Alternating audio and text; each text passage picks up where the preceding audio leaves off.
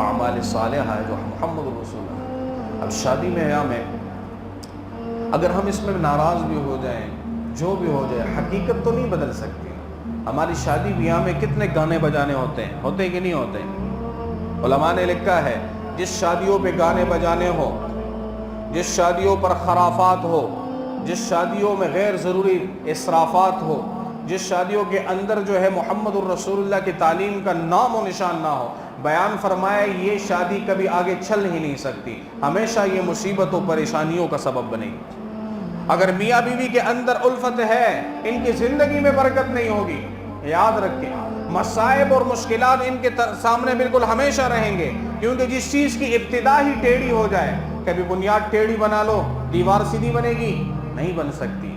شادی کا جو زندگی کا سب سے مضبوط، جو زندگی کا سب سے اہم ترین چیز ہے، اللہ کے نبی کے اعمال صالحہ سے وہ کیا ہے؟ وہ دور ہے، ہم نے اس کو دور رکھا ہے۔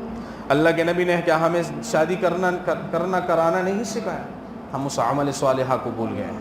جب اس کو بھول لیا تو اللہ نے بھی ہم کو بلایا۔ تو گھریلو ناشادیوں کا سب سے بڑا سبب یہ ہے کہ عمل صالح ہماری شادیوں میں نہیں۔ ہم گھر میں بے برکتیوں کے دعوے کرتے ہیں، یار گھر میں بے برکتی ہے۔ اکثر یہ ہمارے واٹس ایپ گروپس کافی ہیں، اس میں سوالات آتے ہیں، یہ کچھ ساتھی آپ میں بھی موجود ہیں، ان کو پتہ ہے، تو وہ سوال کرتے ہیں جی گھر میں مسائل ہیں، کچھ وظائف کے اپنے گروپ سے ہمارے، تو اس میں سے سب سے پہلا جو میں جواب دیتا ہوں وہ ایک دیتا ہوں، گھر میں داخل ہوتے ہو کس طرح داخل ہوتے ہو، اس پہ عمل کرنا۔ اللہ کے نبی نے بیان فرمایا جو بندہ گھر میں داخل ہو، اعوذ باللہ من الشیطان الرجیم، بسم اللہ الرحمن الرحیم، ان الفاظ کے ساتھ داخل ہوگا، شیطان کو فرشتے پکڑ کر پیچھے کھینچ لیتے ہیں، اس دروازے سے تو نے آگے نہیں جانا، اس گھر میں بے برکتی اب آئے گی، اس گھر میں اب بے برکتی آئے گی، کبھی بھی نہیں آ سکتی۔ سب سے پہلے یہ وظیفہ سیکھ لو، گھر میں جب بھی داخل ہونا ہے اعوذ باللہ بسم اللہ پڑھو، آپ کے گھر کے اندر کبھی بھی بے برکتی نہیں آئے گی۔ ہم نے تو گھر میں یوں داخل ہونا ہے، پتہ نہیں داخل ہو گئے کہ باہر کھڑے ہیں، ہم تو ایسے سودائی ہو گئے ہیں، ہم نے محمد الرسول اللہ کے تعلیمات کو کبھی جانچا ہی نہیں ہے، کبھی اس پہ غور ہی نہیں کیا۔ اللہ کے نبی نے ہر زندگی کے ہر پہلو پہ ہمیں اعمال سکھلائے ہیں۔ اللہ کے نبی نے بیان فرمایا گھر میں داخل ہو کر اس طریقے سے سنت طریقے سے داخل ہو جا، پھر اگلا عمل اللہ کے نبی نے سکھلایا، کیسے داخل ہوگے؟ سلام کر، السلام علیکم۔ اللہ کے نبی نے بیان فرمایا گھر والوں کے شر سے اللہ نے تیری حفاظت کر لی، تیرے شر سے اللہ نے ان کی حفاظت کر لی۔ گھر میں کبھی لڑائی جھگڑے ہوں گے؟ اللہ فرما رہے تیری سلامتی میں نے ذمہ لے لی۔ اب لڑائی جھگڑے ہو سکتے ہیں گھر میں، کبھی بھی غریب نہ چاہیے پیدا نہیں، کبھی اس سنت پہ عمل کیا ہے، یہی تو وہ اعمال صالحہ ہے کہ جس کے ذریعے اللہ جنت میں داخل فرمائے۔ ہم پٹھانوں کے اندر خصوصاً اور ہمارے معاشرے کے اندر عموماً یہ بات پائی جاتی ہے، ہم گھر میں سلام نہیں کرتے، سلام کو عیب سمجھتے ہیں، ہم اپنی عورتوں پہ سلام کریں گے۔ ہم اللہ کے نبی سے زیادہ بہادر نہیں، ہم اللہ کے نبی سے زیادہ جو ہے وہ غیرت مند نہیں، لیکن اللہ کے نبی جب گھر میں داخل ہوتے تو سلام کرتے، السلام علیکم۔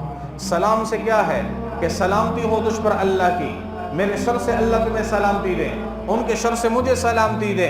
اللہ فرماتے ہیں میں نے سلامتی کی ضمانت لے لی، اب تم دونوں ایک دوسرے سے سلامت ہو جاؤ۔ اب گھر میں کبھی بھی یہ باتیں پیدا نہیں ہوتی۔ جس گھر کے اندر اللہ کے نبی کی سنت طریقے سے کھانا کھایا جائے گا، اس کے رزق کے اندر کبھی بے برکتی نہیں آئے گی۔ جس گھر کے اندر دسترخوان بچے گا، جس گھر کے اندر دسترخوان لگا کر لوگ سنت طریقے سے کھانا کھائیں گے، علماء نے لکھا ہے اس کے رزق کے فاقے کبھی نہیں آئیں گے۔ یہ الحمدللہ ہم میں پایا جاتا ہے، ہم اکثر لوگوں میں یہ پایا جاتا ہے کہ بھئی دسترخوان بچھا کر اکٹھے بیٹھ کر جو بندہ کھانا کھاتے ہیں، حضرت علی رضی اللہ تعالیٰ عنہ فرماتے ہیں کہ جس گھر میں دسترخوان بچھایا جائے اور اکٹھے سارے لوگ کھانا کھائیں، اس گھر کے اندر جو ہے ان کے آپس کے جتنے ممبر ہیں ان کے اندر کبھی بے اتفاقی پیدا نہیں ہوتی۔ کتنے مختصر سے اعمال ہیں، کتنے بڑے بڑے ثواب ہیں، کتنے بڑی بڑی فضیلتیں ہیں، کتنے بڑے بڑی چیزیں ہیں۔ ہم گھروں میں یہ سوال، بھئی گھر کے اندر جنات ہیں، سحر ہے، جادو ہے، حقیقتی چیزیں ہیں، حقیقتی چیزیں ہیں، لوگوں کے مشاہدات ہیں، واسطے پڑ جاتے ہیں، سامنے آ جاتے ہیں۔ ایک چیز کا خیال رکھو جو محمد الرسول اللہ نے عمل صالح کے درجے میں ہمیں سکھلائی، بیت الخلاء۔ پہلے زمانے میں بیت الخلاء جو ہوتے تھے وہ گھروں سے باہر ہوتے تھے۔ یہ دیہاتوں میں آپ کو پتہ ہوگا ہم کبھی سفر پہ جاتے ہیں اس طرح دیہاتوں کی طرف، کچھ ساتھی بھی تھے ہمارے ساتھ، تو آپ دیکھیں تو وہاں پہ بیت الخلاء کا کنسیپٹ نہیں ہے، وہ باہر جاتے ہیں دوسرے۔ مستقل بہترین سنت یہ ہے گھر سے باہر بیت الخلاء ہو۔ بیت الخلاء واحد چیز ہے کہ جتنے شیاطین جنات سرکش ہوں گے وہ وہاں پر مقیم پذیر ہوں گے، آپ چاہے جو بھی کر لیں وہ ادھر ہی ہوں گے نجاست کی جگہ۔ اللہ کے نبی نے بیان فرمایا داخل ہو تو دعاؤں کے ساتھ داخل ہو، ہم تو بات کرتے کرتے داخل ہو جاتے ہیں۔ بیان فرمایا تیرا سطر کھل جائے پھر بیت الخلاء کے اندر باتیں نہ کیا کر، ہم گنگناہٹوں سے گانے بجانے میں مشغول ہوتے ہیں۔ پھر شیاطین جو ہے وہ جو حرکات ہمارے جسم کے ساتھ کرتے ہیں، پھر ہم کہتے ہیں کہ بھئی کیا کریں، کہاں جائیں، کس طرف جائیں۔ یہ وہ اعمال صالحہ ہیں، وہ مسنون دعائیں ہیں جو اللہ کے نبی نے سکھلائی، ہم سے مفقود ہے، ہم نے کبھی نہیں سیکھی اس چیز کو، ہم نے کبھی سیکھی ہے ان چیز کو، ہم تو معمولی لیتے ہیں۔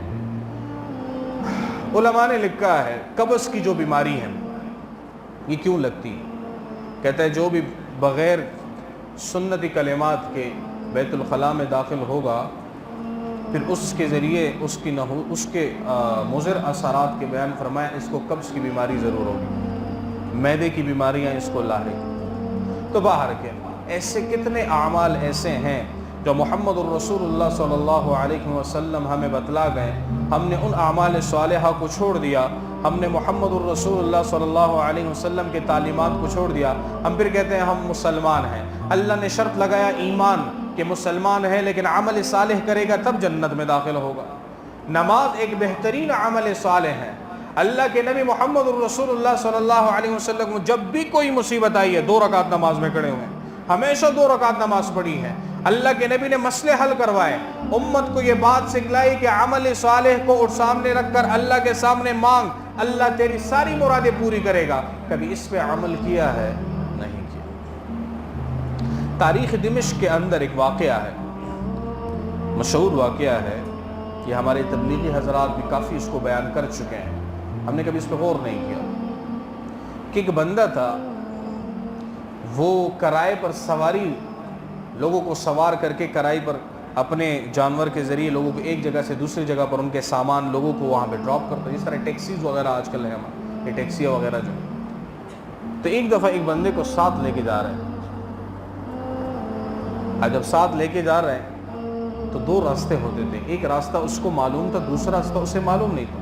تو جو سوار تھا اس نے کہا نہیں دوسرے راستے سے جا، اس میں کافی فائدے ہیں، قصہ مختصر ہی ہے، اس کو مجبور کیا، اس کو اس طرف لے کے گئے۔ راستے میں ہی اس نے کہا ادھر روک دو، اس نے دیکھا تو وہاں پہ کھوپڑیاں پڑی ہیں، مردہ لاش پڑے ہیں، سارے کے سارے دیکھیں تو بس مردے ہی مردے ہیں۔ اس نے چھری نکالی اور اس کو روکا، کہتے یہ سارے ایسے ہیں، یہ سارے ایسے ہیں، ان کو میں یہیں لا کر مار دیتا، سارا سامان مال و متاع لے جا، اس سے لے لیتا ہوں، تیری بھی یہی حالت ہونی۔ تو راوی کہتے ہیں کہ اس بندے نے بڑے ہاتھ پیر جوڑے، یار مجھے معاف کر دو، بس ٹھیک ہے یہ جانور بھی لے لو، یہ پیسے بھی لے لو، جتنی بھی چیزیں ہیں تم نے یہ لے لو، لیکن مجھے چھوڑ دو۔ اس نے کہا اگر تمہیں چھوڑ دوں تو جا کے لوگوں کو نہیں کہے گا فلاں ایک آدمی ہے اس طرح راستہ لوٹتا ہے، ڈاکو ہے، لوگوں کو مار دیتا ہے، پھر تو میرا راز کھل جائے گا۔ اب اس نے سوچا موت تو ایسے بھی آنے والی ہے، اب دیکھو نظر جو ہے وہ کہاں پہ پڑی؟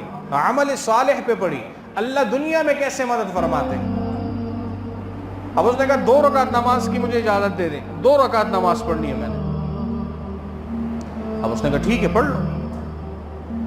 اب جو یہ کڑا ہوا تو اس نے کہا میں نے سورہ فاتحہ جیسے بھی تھی، اب موت سر میں منڈلانے لگے، بندہ نماز پڑھے، اس نے کہا جیسے بھی تھی میں نے پڑھ لی، اور میں نے 20ویں پارے کی یہ آیات میری زبان پہ شروع ہوئی، اَمَّن يُجِيبُ الْمُضْطَرَّ إِذَا دَعَاهُ وَيُكْشِفُ السُّوءَ وَيَجْعَلُكُمْ خُلَفَاءَ الْأَرْضِ أَإِلَٰهٌ مَّعَ اللَّهِ۔ یہ آیات میری زبان پہ جو ہے وہ جاری ہو۔ کہتے ہیں نماز میں وہ بندہ مجھے بار بار اصرار کر رہا تھا کہ بھئی جلدی کر، جلدی نماز پڑھ۔ کہتے میں نے یہ آیات شروع کی تھی کہ بھئی ایک بندہ نمودار ہوا، اس نے نیزے سے اس بندے کو مار کے ہلاک کر دیا۔ کہتے میں بڑا خوش ہوا، میں اس کی طرف دوڑا، اس کو پکڑا، تو ہے کون؟ اس نے کہا تو نے جو الفاظ پڑھے ہیں نماز کے اندر، اَمَّن يُجِيبُ الْمُضْطَرَّ، کہ کون ہے وہ رب، کون ہے وہ ذات کہ جو تمہاری ایسی حالت میں جو کوئی تیری پکار نہیں سنتا وہ تیری پکار سننے والا ہے۔ میں اس اللہ کی طرف سے ایک بندہ ہوں، اس کی طرف سے تیری مدد ہوں، میں نے تیری مدد کی اور اس بندے کو ہلاک کر دیا۔ یہ 2 رکعت نماز کی برکت ہے. اللہ دنیا میں ایسے فیصلے فرماتا ہے.